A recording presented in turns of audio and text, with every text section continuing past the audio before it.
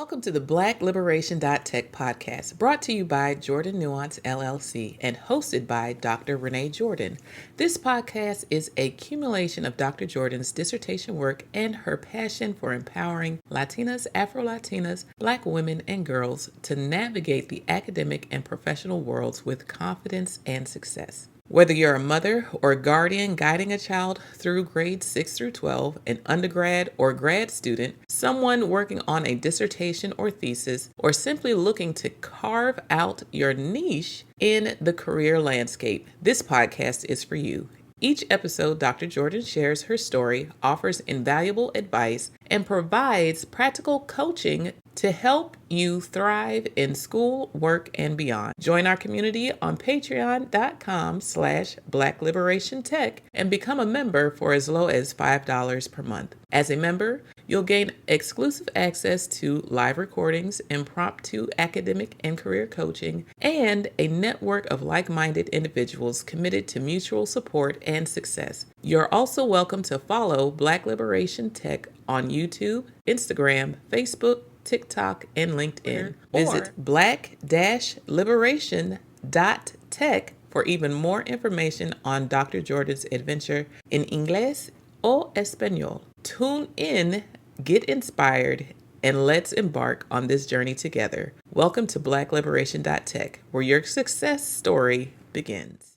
Hello, everybody, and welcome back to another episode of the Black-Liberation.Tech podcast. I am your host, Dr. Renée Jordan, and today we're going to take a look at a blog post from March 2021, and it is entitled Flexibility. So let's take a read and then talk about it. Flexibility. After submitting a 158-page draft of my prospectus to my advisor, I am down 30 pages as a result of comments and feedback, but all is not lost. I simply moved those pages to other Word documents to save for later. It doesn't mean that the information was not good. It's just not for now. And so, as I let go of a theoretical framework, I find myself gaining exposure to another methodology. While attending the prospectus defense of another PhD student on February 18th, the candidate shared that she was interested in using daughtering Evans-Winters 2019.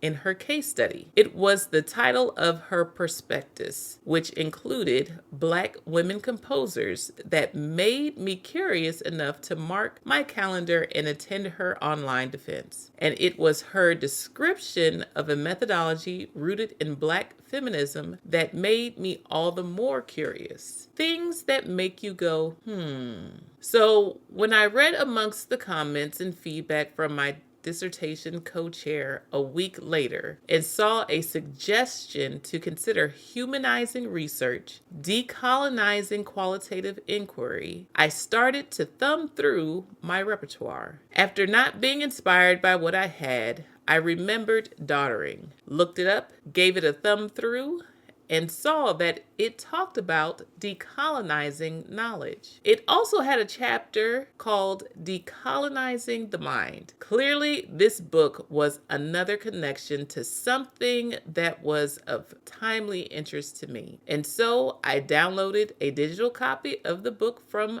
the library. I must say, Georgia State University has some of the best resources. Black Feminism and Qualitative Inquiry, a mosaic for writing our daughter's body, Dr. Venus E. Evans-Winters. Whether it works out or not, time will tell. It is an experiment after all. This life requires flexibility like a good jam session. That is all. Carry on. So that blog post was March of 2021. My prospectus defense actually took place in April of 2021. So this was a month turnaround. And I must say, it took letting go. It also required me to do more research and try something new, something that I was not able to test out before in terms of one of my qualitative research classes as a method of analysis. And so because of the stagnation and stuckness, if you will, that I was feeling at the moment, I was willing to try something new, something different, and take on the task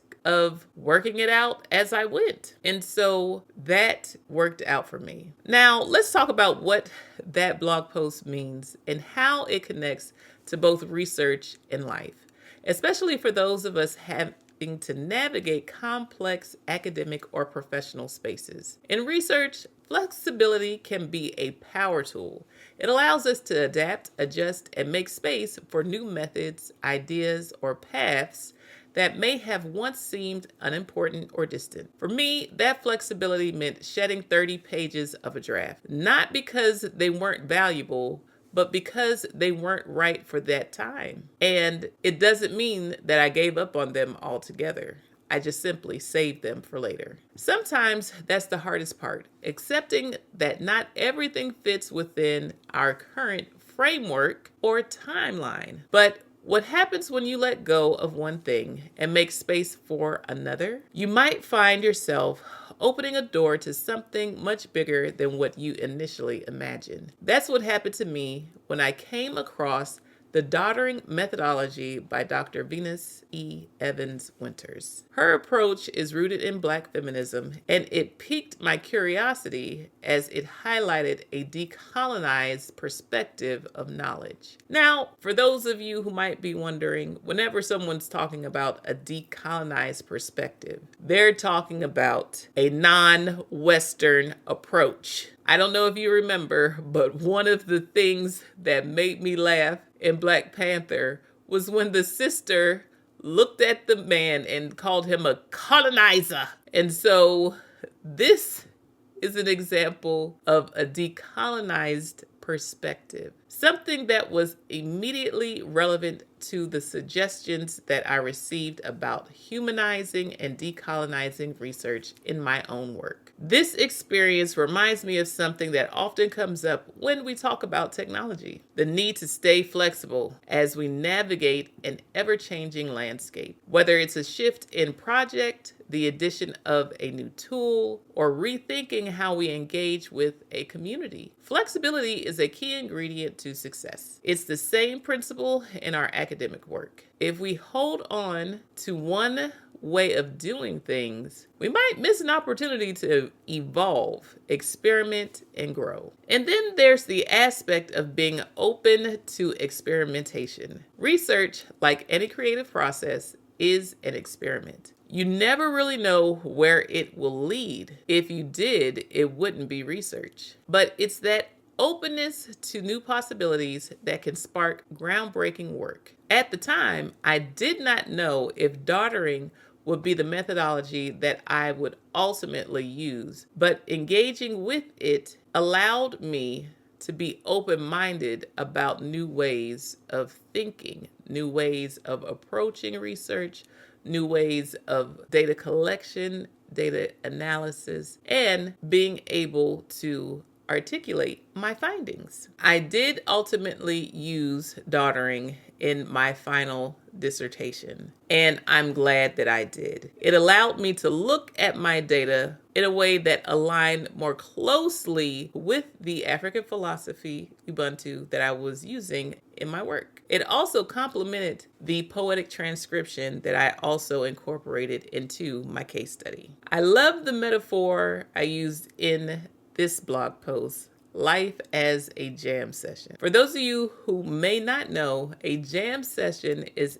an impromptu musical gathering where musicians come together to play freely, often creating beautiful, spontaneous music. That's exactly what flexibility feels like to me. And that is one of the gifts and talents that I must say I possessed as a result of being creative. I'm able to move with the changes. I'm able to be open to new ways of doing things. I'm able to consider other pathways and options so that I don't get stuck and so that I can make progress on whatever it is I'm doing. In this case, it was my prospectus. I had to keep moving. I was working on a timeline. I needed to be done with everything by May 2022, and this was March 2021. And so flexibility was the way I was able to prevail and get through everything. I had to essentially flip my original proposal upside down